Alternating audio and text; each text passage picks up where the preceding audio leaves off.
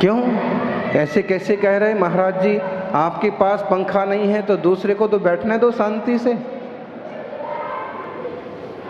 पंखे की हवा लेकर के स्पर्शन इंद्रिय जन्य सुख का भोग कर रहे हैं, और जब तक इंद्रिय संबंधी भोगों की इच्छा कांक्षा जीवंत है तब तक सिद्ध स्वरूप की आराधना कहाँ हो पा रही है ज्ञानी? सावधान, थोड़ा निज की दृष्टि भी कर लें और शुद्धता बढ़ाने का पुरुषार्थ करें। अष्टांगिका के पर्व में देवता लोग तो नंदीश्वर दीप चले जाते हैं। ध्यानत राय की पूजा आप लोग पढ़ते हैं, करते भी हैं। सर्व पर्व में बड़ो अठाई पर्व है। नंदीश्वर सुर जाए दे ले वसो दर्व है, हमें सकति सो नाही यहाँ करी स्थापना। पूजो जिन ग्रह प्रतिमा है हित आपना। जिन भगवान की पूजा करने से, जिन आलयों की पूजा करने से अपना हित सिद्ध होता है। हमें शक्ति नहीं है कि नंदीश्वर दीप जा पाएं। नंदीश्वर दीप नहीं जा सकते ज्ञानी, तो जहाँ महा महोत्सव हो रहा है इस जमीन पर, कम से कम वहाँ तो चले जाओ। इतने आलसी तो ना बने कि गांव भी ना छोड़ पाए, घर भी ना छोड़ पाए। सब पर्वों में बड़ा अठाई पर्व है, इसलिए इन 8 दिनों तक मंगलमय आराधना करें सिद्ध चक्र की, सिद्ध भगवंतों की। जिनने कर्म चक्र का नाश किया वो सिद्ध चक्र में शामिल हो गए। हमें भी सिद्ध चक्र में शामिल होना है। आज सिद्ध चक्र महामंडल के प्रथम दिन बड़ी सुंदर अर्घ चढ़ाए, 8 गुणों की पूजा की, और ये 8 मूल गुण कहलाते हैं। वास्तव में जितने सारे उनके गुण हैं वे सब के सब मूल गुण ही हैं। ऐसा नहीं है कि कहीं से थोपे हुए हैं। चेतना कहीं से थोपी हुई नहीं है, ज्ञान कहीं से थोपा हुआ नहीं है, वेदना कहीं से थोपी हुई नहीं है। जो जीव के गुण हैं वो जीव के अपने हैं। जब देह छूटेगा तो इन गुणों के साथ यह आत्मा निकल के किसी और गति में चला जाएगा। पुण्य करेगा स्वर्ग जाएगा, कोई अच्छा इंसान बन जाएगा, और पाप करेगा तो दुर्गति में जाएगा। फिर बोल ज्ञानी कौन सा पक्षपात करेगा? पक्षपात भी कैसे पैदा होते हैं? हम जिस माहौल में रहे हैं हम उसका पक्ष लेंगे, हम जिनके सानिध्य में रहे हैं हम उनका पक्ष लेंगे, हमें जैसे संस्कार पड़े हैं हम उनका पक्ष लेंगे, हम जिसे अपना मानते हैं उसका पक्ष लेंगे। हम इस टाइप के ही तो पक्षपात होते हैं। और अगर किसी ने ये बता दिया कि तू पिछले भाव में इसमें था, उसके पहले भाव में ये था, उसके पहले भाव में ऐसा था, उसके, अब जब उसको बोध हो जाए कि सारी चीज़ें देख ली, सब जगह पैदा हो लिया और सब तरह के भोग चुके, अब कोई पक्ष नहीं, अब एक ही पक्ष है, महावीर स्वामी का पक्ष। महावीर स्वामी का पक्ष नहीं, महावीर स्वामी के मार्ग का पक्ष, जो सम्यक दर्शन ज्ञान चारित्र रत्नत्रय के बल पर आत्मशुद्धि होती है, वह मार्ग ही हमारा मार्ग बने। ये हमारे राग देश मोह के प्रपंच हैं जो हमें किसी से बांध देते हैं, और जब किसी धारा से आप जुड़ते हैं ना तो कुछ रूढ़ियाँ और कुछ दबाव बिना मंगाए मिलते हैं। इसलिए सच्चा धर्मात्मा बनने के लिए पहले एक तरह की निर्मलता जीवन में प्रकट होना जरूरी है। सौभाग्यशाली हैं कि आप लोगों की रुचि जिन शासन जिन धर्म देवशास्त्र गुरु के प्रति है, और इनकी संगति से एक अच्छे समाज की रचना बनी हुई है, बनी रहेगी। सिद्धों की आराधना करते करते एक दिन हम भी सिद्ध बनने का पुरुषार्थ करेंगे। सिद्धों के 8 गुण पर विशेष चर्चा होना चाहिए ज्ञानी, क्योंकि वो हमारे गुण हैं। सम्मत नाण दंसन वीर्य सोमम तहेव अवगहणम। अगुरुलुमब्बा बाहम मठगुड़ा होंति सिद्धाणम। सिद्धों के 8 गुण हो गए। कौन कौन से भैया जी? सम्मत, सम्यक्त, ज्ञान, दर्शन, सुख, वीर्य, अव्याबाधत्व, अगुरु लघुत्व और अवगाहनत्व और सूक्ष्मत्व। हम में सामर्थ्य है, हम भी सबको अवगाहना दे सकते हैं, लेकिन हम अभी इतनी संकुचित बुद्धि वाले हैं कि हम दो, हमारे दो, तीसरे को मत आने दो। इतनी संकुचित बुद्धि है। मैं, मेरा परिवार, ऐसी संकुचित बुद्धि है। अथवा मैं, मेरा समाज, अथवा मैं, मेरा गांव, अथवा थोड़ी और बुद्धि बढ़ी तो मैं, मेरी तहसील, मेरा जिला, मेरा शहर, मेरा प्रदेश, मेरा देश, इतना सोच लेंगे। लेकिन कोई विरला होता है जो कहता है कि या तो मैं किसी का नहीं, या तो कोई मेरा नहीं, या फिर सब कोई मेरा। क्योंकि संसार में ऐसा कोई जीव नहीं बचा जिससे आपका कोई संबंध नहीं बना हो।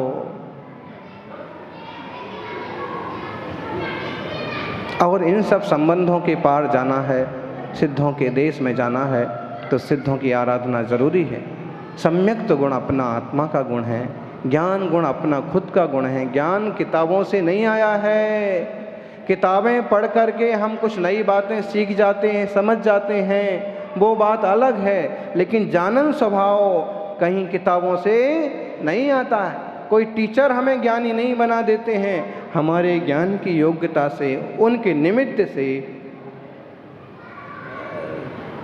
चूँकि व्यवहार अपनी जगह उचित है, जिनने हमें पढ़ाया है हम उनका धन्यवाद करते हैं, बहुमान करते हैं, करना चाहिए। अपने चैतन्य चिन्मय स्वभाव को समझें और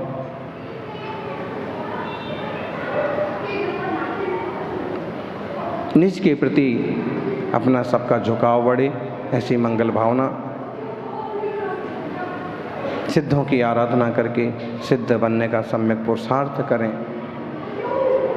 दीन दुखी, गरीब, दरिद्रों के प्रति भी अपनापन का भाव रखें, क्योंकि वे आत्माएं भी विशुद्ध होकर के सिद्ध बन सकती हैं।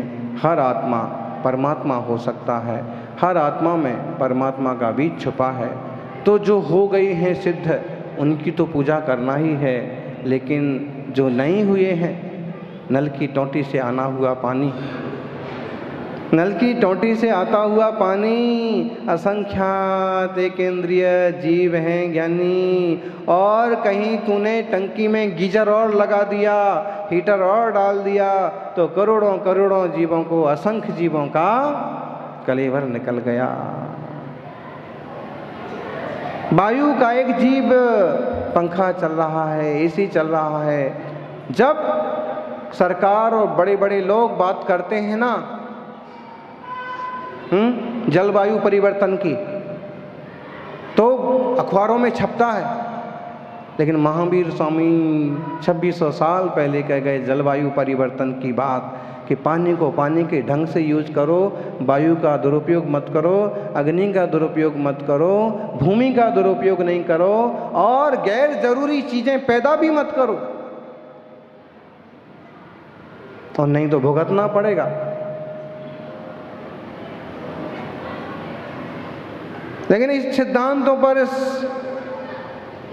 आचरण पर किसी की नजर नहीं जा रही है। कुछ 2-4 लोग हैं, 1-2 छोरियां हैं, इस मामले में काफी फेमस हो गई जलवायु परिवर्तन के आंदोलन को लेकर के।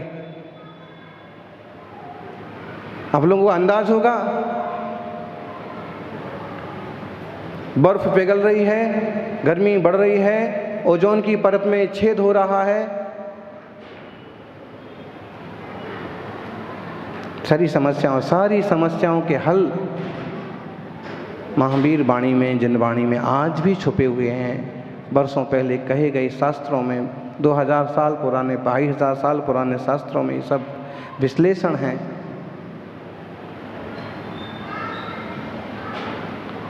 कीट पतंगों को, कीड़े मकोड़ों को मारने का भी निषेध किया है। अपनी हिसाब से पैदा होते हैं, अपने हिसाब से मरते हैं। वसुधैव कुटुंबकम की अवधारणा हमारी भारतीय संस्कृति में है और हमें इसी ढंग से सोचना चाहिए, समझना चाहिए, चलना चाहिए, ताकि सबका मंगल हो, सबका भला हो। जितने वर्ष भी जिएँ धर्ममय जिएँ और भविष्य भी धर्ममय बने। एक उम्र के बाद देश संयम का मार्ग जरूर पकड़ना चाहिए। एक समय के बाद भेद विज्ञान करो, सम्य दर्शन प्राप्त करो, गुरुओं के प्रवचन, मुनिराजों के प्रवचन, जिनवाणी के स्वाध्याय से तत्व निर्णय करो, कोई मनाही नहीं है, बिल्कुल करना चाहिए। क्योंकि सम्य दर्शन के बिना चारित्र भी जीरो है। लेकिन एक समय के बाद देश व्रत जरूर स्वीकार करना चाहिए और अगर आपकी हिम्मत बन जाए तो महाव्रत लेकर के उत्तम समाधि मरण की तरफ कदम बढ़ाना चाहिए। क्योंकि सिद्ध होने का यही उपाय है कि पहले यहाँ से शुद्ध होना चालू हो जाओ। जो जितना शुद्ध हो गया उसके भाव, उसके विचार, उसका बोलचाल, उसका क्रिया उतनी ही निर्मल होती है। मुनि घास पर भी पांव नहीं रखते हैं, धूप से छांव में जाएंगे तो देह का मार्जन करते हैं। क्यों? कितनी दया, कितनी करुणा कि कोई सूक्ष्म जीव भी, जो कि ये भी जानते हैं निश्चय नए से मैं किसी को मारने वाला नहीं हूँ, मैं किसी को जलाने वाला नहीं हूँ, ये भी जानते हैं। जानियो, हम जो कुछ हैं वही हो जाएं, अपने स्वरूप को प्राप्त हो जाएं, यही सबसे बड़ी उपलब्धि होगी। कुछ और बनने की कोशिश ना करें। कहानी सुनी होगी आपने, बच्चों की कहानी। एक कौवा था और कौवे ने विचार किया कि मेरे रूप को देख करके कितने लोग गालियां देते हैं, पत्थर फेंकते हैं, मेरी आवाज़ सुन करके कोई अपने द्वार पर बैठने नहीं देता। बोलो, कौवा कौन से देश में चला जाए जहां उसका स्वागत होगा? जज साहब बताइए, वो कौन सा देश है कि जहां कौवा जाए और उसका स्वागत हो, उसकी आवाज़ सुन करके भी लोग उसका स्वागत करें? कोई देश नहीं है। कहीं भी जाएगा काँव काँव करेगा, कर्कश बोलेगा, लोग पत्थर ही मारेंगे। और इसका इलाज यही है कि कर्कश मत बोलो, मीठा बोलो, कोई पत्थर नहीं मारेगा, जहां जाओगे स्वागत होगा।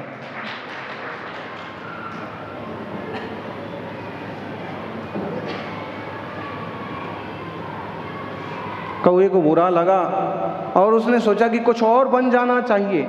उसने देखा तोता, तोता बड़ा अच्छा गाता है, इंसान की तरह बोलता है, लाल चोंच हरे पंख, कितना अच्छा दिखता है। लोग पकड़ करके भी उसको पिंजरे में रखना पसंद करते हैं। वो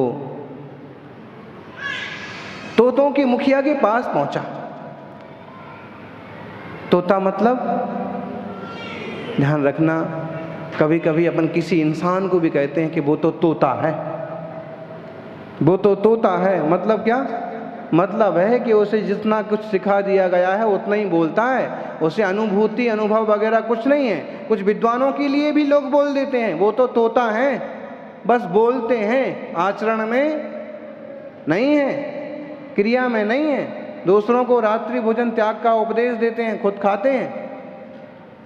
तोता है, तोता ऐसे ही होता है। तोता के पास गया, कहा तोता भाई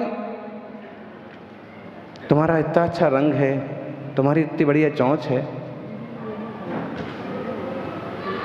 कुछ ऐसा करो ना कि मैं भी तोता बन जाऊं। तोता ने कहा कि रहने दे, तो जैसा ही है वैसा ही ठीक है। क्यों? क्या तुम मुझे अपनी जाति में शामिल नहीं करना चाहते हो? उसने कहा नहीं, ये बात नहीं है, तुम जितना ज़्यादा सुख समझ रहे हो ना वैसा कुछ नहीं है।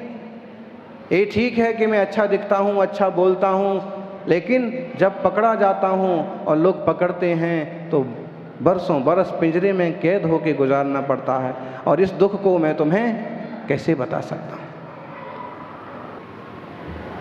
पंपा सरोवर के किनारे राम लक्ष्मण जा रहे हैं और एक बड़ा चित्र खींचा गया इसको कि राम और लक्ष्मण जाते हैं और एक बगुला पानी में खड़ा है, एकदम एकाग्र खड़ा है। लक्ष्मण कहते हैं कि देखो कैसा ध्यान कर रहा है। तो राम तो कुछ कहें न कहें, एक मछली बोल पड़ती है कि लक्ष्मण तुम्हें क्या पता कि कैसा ध्यान कर रहा है।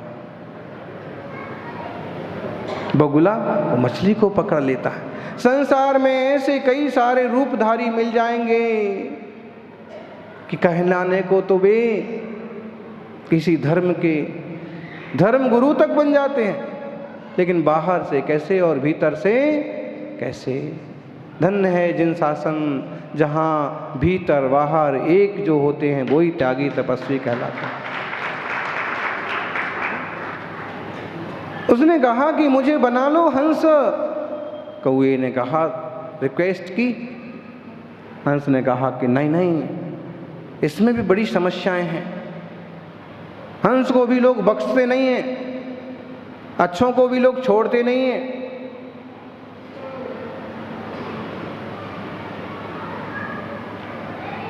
तू जैसा है वैसे ही ठीक है। उसने समझ लिया कि वाह इनको भी दुख है, और पहुंचा अंत में जंगल में नाचते हुए मोर के पास। मोर का नाच देख करके, उसके सुंदर सतरंगी पंख देख करके उसे बड़ी खुशी हुई। उसने कहा कि मोर भाई मुझे मोर बना लो। तो मोर ने क्या कहा, क्यों बनना चाहता है? इसलिए बनना चाहता हूँ कि इतना बढ़िया नृत्य होता है, तुम्हारे पंखों को कितना सम्मान मिलता है। उसने कहा कि ना ना, इन पंखों के पीछे कई बार मैं शिकार भी हो जाता हूँ, कितने दुख भोगना पड़ते हैं। भारी भरकम बोझ लेकर के जब चलते हैं तो मालूम पड़ता है कि पंख कितने अच्छे हैं। कई बार तो अपनी चोंच से निकाल करके झड़ाना पड़ते हैं। बस मेरा एक ही सौभाग्य है कि अगर कभी पंख में अपनी चोंच से निकाल के फेंकता हूँ, नाचते हुए गिर जाते हैं और किसी तपस्वी की पिच्छी में लग गए, उतना ही सौभाग्य है। बाकी ढेरों दुख हैं, इसलिए तुम मोर बनने की बात मत करो।